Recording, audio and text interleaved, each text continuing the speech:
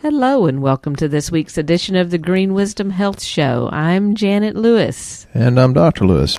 Here to bring you an exciting show about joint pain and arthritis and osteoarthritis and any of the itises that you may be suffering from.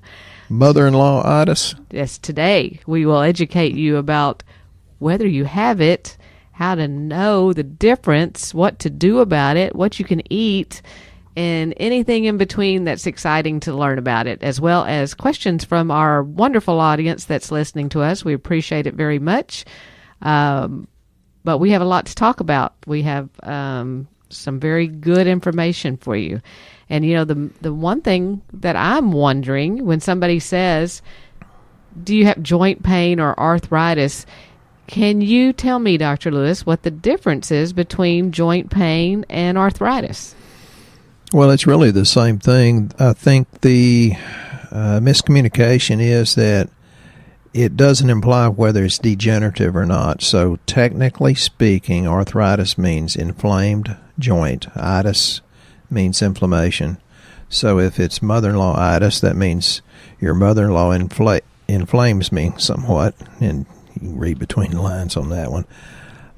There's a lot of different types of arthritis, which I'm going to go through briefly. The two major ones that I like to talk about is osteoarthritis and rheumatoid arthritis. But there's others. There's juvenile arthritis, gout, ankylosing spondylitis. I was in court testifying one time, and there's always a smart aleck attorney that's representing the insurance company. Although, even though they say they want the whole truth, they don't let you know that he's representing the insurance company. And he thought he was going to trick me. He says, do you know what DISH syndrome is? I said, yeah, diffuse idiopathic skeletal hyperostosis. And he turned red and sat down and said, no further questions. And that is ankylosing spondylitis. Then you've got the systemic lupus. You have the bursitis, tendonitis, myofascial pain.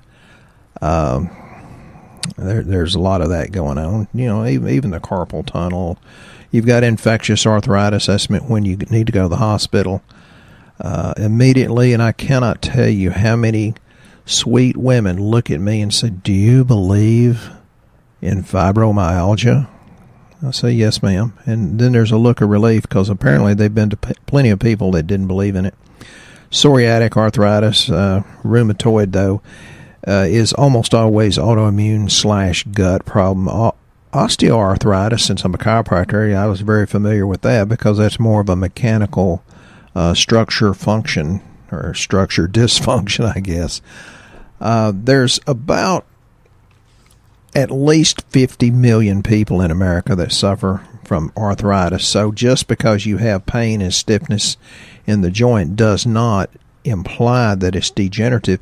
But if you don't do something about it and take, action, it can become degenerative. And did you know that the people that take the NSAIDs, the non-steroidal anti-inflammatory drugs like Advil, aspirin, Tylenol, that actually speeds up the joint degeneration? Most people don't know that. And they say, well, it gives me relief. I said, well, roll a joint and drink a cold beer. It'll give you relief, but it won't do anything for the underlying cause. So we have to look beyond that. Janet gave me a weird look on that one. So arthritis is real common. I mean, archaeologists have found evidence of arthritic disorders in skeletons, as far back as the Neanderthals and even dinosaurs. They've seen signs of arthritis, and that's, I think, probably more osteoarthritis. The neck and back is what I always specialized in as a chiropractor, although, you'd get into the extremities quite a bit. The synovial joints, actually, they would lack the lubrication or the ability to lubricate would be diminished when you would develop scar tissue. They call it collagen cross-linking. But the fluid would stop being secreted, sometimes because those membranes would be damaged.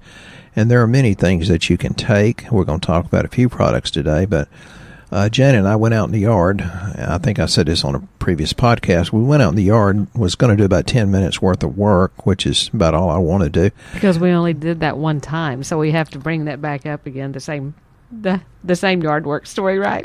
Well, yeah, because Janet won't let me do the yard generally, but we did about 3 hours worth of work, and that normally would have been very, very devastating on my back because of a previous injury, gunshot. And the next day, I thought I was just going to be absolutely devastated. And I said, my back doesn't hurt at all. What's the deal? She said, well, I've been putting this collagen in your drink, and you didn't know it. It's like, I don't know what she puts in my drink, but it's a good thing. And collagen's everywhere now. I mean, that seems to be the big craze is collagen. Even my nail lady is trying to sell me collagen. I'm like, I have collagen. We have the really good collagen, the type 1 and type 2 that he's talking about. Yeah, and, a smart person, that's probably not true. Smart's probably not the right word. Educated. Well, a discerning person, maybe that's a better word. A discerning person can know the difference, whether it's by feeling or just by their spirit tells them. They know the difference between good and bad.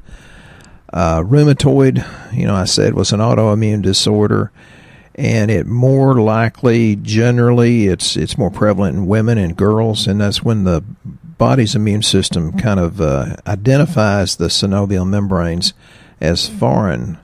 And there's a lot of evidence that you need to just detoxify your body, and I don't think I have time to get into that. I talk about it a lot.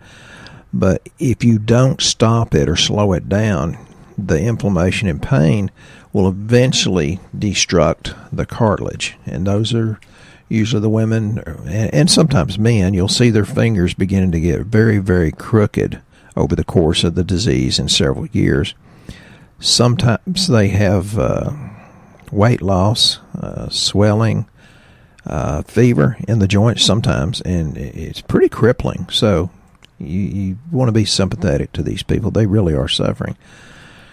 There are plenty of studies that talks about fish oil or cod liver oil that increases the body's ability to move and allow much, much less medication to be used, because the fish oil / cod liver oil is very, very anti-inflammatory. And the thing about it is, you have to watch who you listen to, because there's a lot of information out there that's being spouted about, and even the person spouting it usually doesn't know which half is wrong, because it's usually only 50% right and 50% wrong. And that's why I tell people, listen to me with a discerning spirit. I try to be as correct as possible. But I've heard and read, fish oil's bad for you. Well, what are you going to do? Ignore the several hundred studies that says it's good for you? And there is a difference in fish oil and the quality, too. I'm a big fan of fish oil because it's anti-inflammatory and helps work against the bad fats that's in our environment, like soybean, corn, and soy. Canola, nasty. Sometimes arthritis can actually be viral or bacterial or fungal. And that's why it's very important. I tell people, for the most part, just fix the yeast. And you have to dissolve the biofilm to make these things easier for the supplements to kill them off. One of the things, you have to take a lot of enzymes. And it can be as simple as taking bromelain. If you're not allergic to pineapples, it can be that simple. Most of the microorganisms, it can be a strep or a staph or gonococci, but many, many times, I think most of the time, it's just candida, which we're mostly full of because those books were written 30, 40 years ago, and they're still very appropriate. I've had people say, well, your program made my psoriasis and my psoriatic arthritis much, much better. And I'd say, well, why did you quit? Trying 4 different things beyond that, and my program worked better. And I said, you didn't give it long enough. And that's the key. We've become a very impatient society. And I tell people, look, it takes God 9 months to make a baby. For goodness sake, give your body a chance. It's fighting a pretty big battle. Give it some time and be patient with it. You can't usually get this instantly. And we did the podcast last week on, side effects of leptin and lectins and oxalates and nightshades.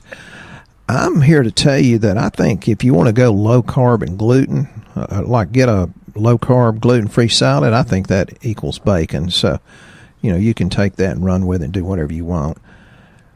Most of the time, arthritis is reversible if you get it fast enough. And sometimes it is the nightshades or the oxalates, etc., that are bad for you, and you have to find out what food does that. We're working on that, is finding a actual food sensitivity test that works, because there's a lot of smoke, mirrors, and baloney out there. Some of these people are spouting off that they have all the answers, and I've not found all those to be true. So the bromelain can be very, very good. It's generally better to take it on an empty stomach, and that does a lot of things, lowers your chance of heart attack and stroke just because it's anti-inflammatory also. But when I put that, I give people bromelain for their CRP, they say, well, my joint pain is gone too. I said, well, it's the bromelain. When you talk about a CRP, what is that exactly? It's the C-reactive protein that's the body's response to inflammation. It's more cardiovascular specific. There's a general CRP, and then there's the HS, or high sensitivity, or cardiac specific. That's the one we run. So when you're talking about that's the one we run, that's a part of your comprehensive lab panel that you're talking about? Because I'm mentioning this because there's a lot of new listeners coming on that don't know exactly what you do. So in addition to being so intelligently spoken, we also do lab work so that you're not guessing at what's going on. And when he's saying CRP, it's one of the 13 different tests that we run on the comprehensive lab panel at a very low cost, so that you're not guessing at what's wrong. It's supposedly 4 times more important to predict cardiovascular disease than your cholesterol numbers. I'm not a big fan of worried about cholesterol, because usually it's bad cholesterol ratios. It's more about your liver, your gut, or your thyroid function. And when you're talking about joint pain or arthritis, is there anything that would be on a lab panel that could benefit the doctor to see to help understand why that person may have arthritis or joint pain? Is there any kind of panel that's on that testing that says, oh, hey, I bet you're creaky and achy? Generally speaking, you can look at alkaline phosphatase, whether it's high or low, and it's a liver enzyme, but it has a lot of gut function influences there. You can look at the calcium, whether it's high or low, and you can look at, your liver enzymes, and you can, again, if you have that much inflammation, that's going to spill over into the HS-CRP. Oh, so it kind of all goes together. You kind of need different panels to be able to assess exactly what's happening. Yeah, and I explain that. You get a 30-minute consultation for free, and people that complain about our price and say it's too expensive, I just very politely say, well, you need to go to another functional medicine doctor, and then they come back minus $5,000 to $10,000 and say, geez, I'm so sorry, I was disrespectful, Dr. Lewis. I said, nobody does it less expensively than me, because I care that deeply about your health, and I really want you to get well. It's always the people that get a good answer and stick with it that get the great results, though. So when you see, like you said, a high alkaline phosphatase on someone's lab, is that something that their regular medical doctor would also notice, or is that something that's more like you're looking for optimal numbers, that kind of thing? We're looking for optimal, and your average medical doctor and osteopath, they're very good people, but they're trained to take care of you in a real bad crisis, and they're very, very good at that. And of course, they have a good support staff with their nurse practitioners, PAs, and just the regular nurses are the ones that are the conduit to keep you from being killed from overdose. I love nurses, but no, they don't look at it that way, although I've seen some that actually do. But there's just so much. It's so involved that no one doctor can know it all. And that's why when somebody wants me to get outside of our system, I said, no, that's not what I do. And if I get out there, I'm not going to be that effective at it. You need to go see somebody that specializes in what you're looking for.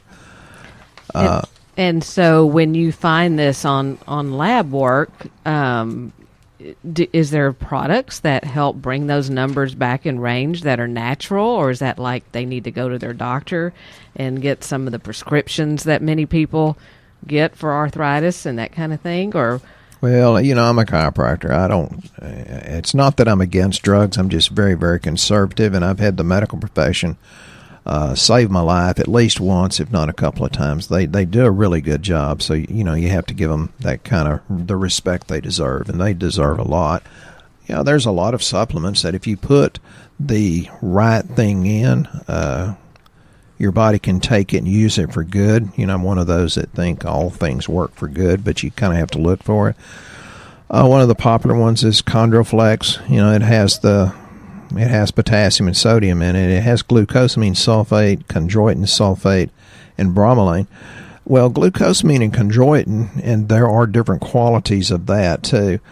The reason it helps is because of the sulfate or the sulfur molecule, and that's one of the detoxification pathways of the liver, sulfation. So, and that's why eggs and garlic and onions are very important, because of the sulfur-containing foods.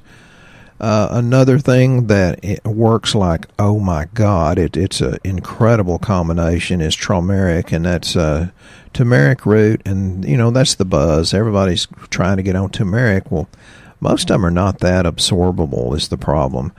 It has turmeric, but it has the bromelain, it has quercetin dihydrate and rutin, so that's very, very, very anti-inflammatory. Then we have a question, if you want to get into that, Janet. Well, I wanted to ask one more thing about when you're naming off these natural products. So basically what's happening then is the body is robbing itself of nutrition, because when you say there's a high alkaline phosphatase, doesn't that mean the body's basically robbing its nutrition out of itself, trying to stay alive? Well, when it starts going high, and this is a generalization, but when it starts going high, the body says, ooh, your GI tract's a little bit too acidic. Those are the people that eat meat. And I'm more of a keto guy, but, higher fat. Well, you have to buffer that with the alkaline-forming vegetables and fruits somewhat, and most people don't do that. Is that things like gout and that kind of thing that one would suffer from eating too much meat? It really can be, and it's not so much that they eat too much, it's that they don't process it correctly. Just because you put it in doesn't mean you're digesting it. And one thing I put on Shooting Straight with Dr. Lewis, anybody that's listening that's not a member, join up. There's really some good information that's passed down. I put it on this morning. It says, many physicians say that if you eat a balanced diet, you don't need supplements. Well, that's somewhere between BS and BS, and that's bacon sandwich and belief systems. And the answer this doctor gave was, if people eat wild, fresh, organic, local, non-genetically modified food grown in virgin, mineral, and nutrient-rich soils that have not been transported across vast distances, stored for months before being eaten, and work and live outside, breathe only fresh, unpolluted air, drink only pure, clean water, sleep 9 hours a night, move their bodies every day, and are free from chronic stressors and exposures to environmental toxins, then it's possible they might not need supplements. Folks, nobody comes close to achieving that. So, yes, you have to supplement to be as healthy and to live as close to 100% as God intended. And secondly, they have to be good supplements, and some people just don't understand there's a difference. And I say, well, is there a difference in the quality of your ex-wife versus your current wife? And the men will say, oh, absolutely. I said, well, there you go. Well, the good news about our supplements is you can see them working on lab. That's why one of the reasons we do lab, to see what's wrong. And then 3 months again, we check it to see what the supplements have done and the changes you've made. So we don't carry things in here that don't move lab values. Well, that's why I said a discerning person can usually tell the difference. Well, and speaking of discerning people, We have a new member on the Shootin' Without a G Straight with Dr. Lewis. And like he said, if you'd like to join that and ask questions and become a part of possibly our show on the next podcast, we'll answer them. And they have wonderful ideas as well of things to talk about. But our new member, Lance, would like to know, since we are officially into summer, and this is a great question, Lance, because many of you are out there in the heat and they're working outside and you're depleting your electrolytes, and he's wanting to know, what do you recommend for electrolytes, and do you have any recipes for making your own smart water? I guess he was thinking about doing it out of mushy watermelons, and his wife was grumpy at him for suggesting that. And I can't say I'd blame your wife, Lance. That don't really sound great. We do actually have some suggestions for doing electrolytes. Dr. Lewis, you want to tell them what they are? Yeah, well, let me put away that smart aleck thought I had. Yeah, really and truly, that's the reason I like the questions, is because what matters to you matters to us, and it should. And too many doctors don't listen to you. Well, Janet's favorite is called Electrolyte Energy. It's got vitamin C, calcium, magnesium, chloride, sodium, potassium, alpha-ketoglutarate, malic acid, and L-tyrosine in a free form. And it's real popular for people that work outside, the yard maintenance guys, the roofers, people that sweat a lot. And I like that, and again, I don't know, she probably puts it in my drink. How would I know? I like the Reacted Multimin, which has the Trax, calcium, it's magnesium, zinc, selenium, manganese, chromium, molybdenum, potassium, a little bit of betaine hydrochloric acid, vanadyl sulfate, and boron. And boron is one of the things that's missing in almost all cases of arthritis. Boron is incredibly hard to get out of your food because it's not in the soil. And men, if you don't have good boron, you don't have good testosterone. Well, I just upped your want to level right there, didn't I? Interesting. Yeah. It's funny how everything correlates back to each other again. Yeah, something. Any more questions, Janet? I don't believe we did. I think we answered them. Well, somewhat through the show, unless you've got something else. Well, I'd like to go a little bit random and get off the arthritis kick. These are notes that I took. Janet and I take massive amount of seminars, and I'm talking about high-class ones with doctors smarter than me. Sometimes they're not, but sometimes they are. Hard to believe. Well, sometimes they really are. Higher ferritin can be inflammation. We have a doctor that's not paying attention to what's on his lab. He's got an 800 on his ferritin. Well, again, you're talking in code to a lot of people out there. What is ferritin? Stored iron. And there's a difference between running ferritin and running an iron panel, correct? Yeah, I've seen iron panels where it looked low, and then they had way too much stored iron. So stored iron to me is the cat's meow, so to speak.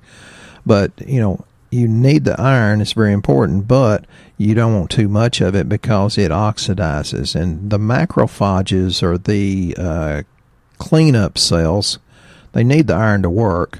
And that's your neutrophils. But if you get your monocytes too high, that's an acute inflammatory response. And that's what we look at on the lab.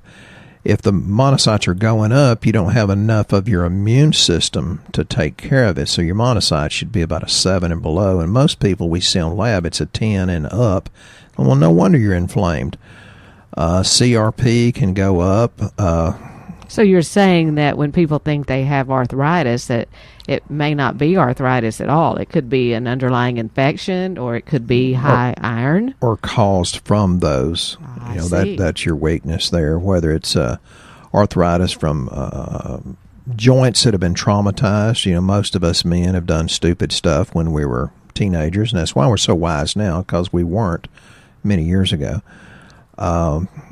There's different enzymes that you can take, and Janet and I have a lot of different ones. Some of them you can't see unless you're a bona fide patient because they're that powerful.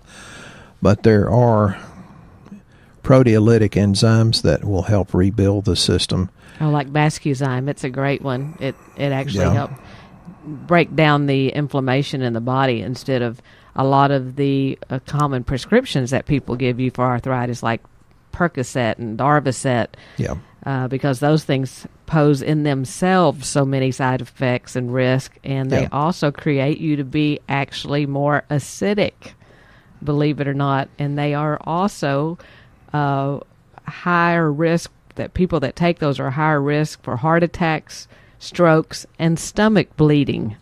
Back to Lance's question about make your own smart water. You know, there's this big kick about alkaline water. Alkaline water. Well, there's research you really should read before you think about making yourself totally alkaline. But all you've got to do is just put a pinch of good minerals in your water and it becomes alkaline.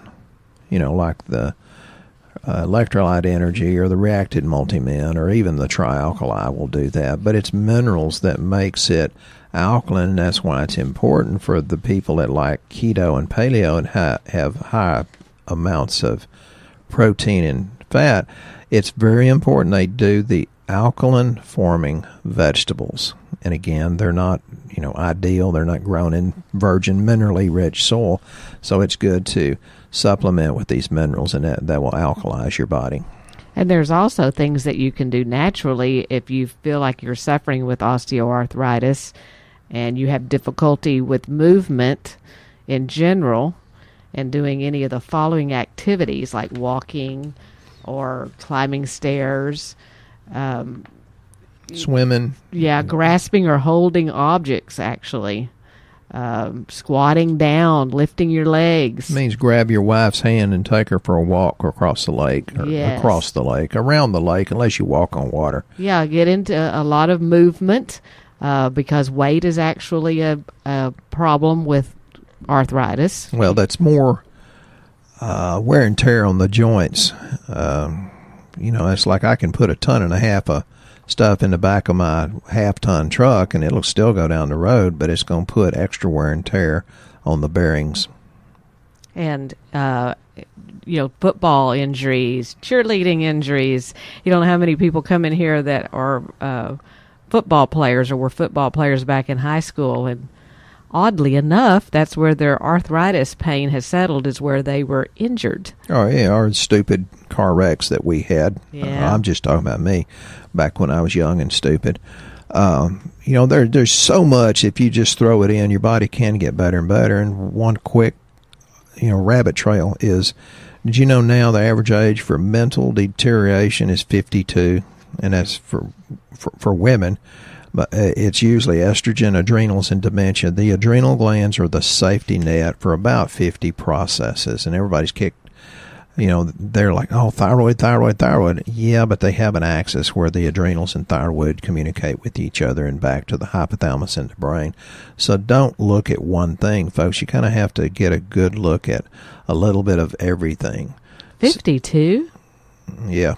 That is really young. That's just in women? Or in men? Well, it's more prevalent in women because the stress of living with a husband that's not supportive and sweet to her, I think. And I think really and truly there's a lot of truth to that, because one of the things we're lacking in health, although Janet and I talk about supplements, one of the things we're lacking in health is the ability to laugh, the ability to play, the ability to show up and smile. We've gotten to be a nation of information, but that's not what gets you well. It's what you put your faith in. And the distance between your dream and reality is called action. That's what gets it. And putting the fun back into things, the joy. Janet told me the other day I was a very immature little 6-year-old, and I threw my fist on my hip, says, I'm 4. If you're not having fun, you're the problem. So let's go out and have some fun. You can check with us so that you can feel good enough to have the fun. But folks, life is about being full of joy. If you're not full of joy, you're missing something, and that can be changed for the better. I promise you it can. And one way you can spread your joy is by spreading our podcast around. Don't keep us a secret. We would love for you to share this information with someone that you know that may be suffering with an issue. And many times I hear people tell us, we try to explain what y'all do, and we just, they don't get it, or they're not open to hearing it. Well, sometimes if it comes in from a different source or someone else saying it, maybe they would. So we really appreciate it when you share us. If you are listening to the podcast and you would like to get started with us, go to greenwisdomhealth.com. There is a health survey there that you can fill out.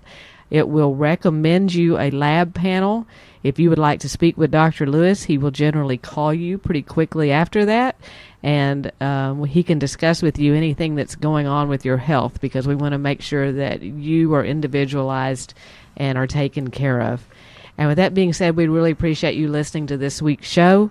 Please give us any suggestions or questions for next week's show. We love, love, love it. And we hope you have a very blessed week.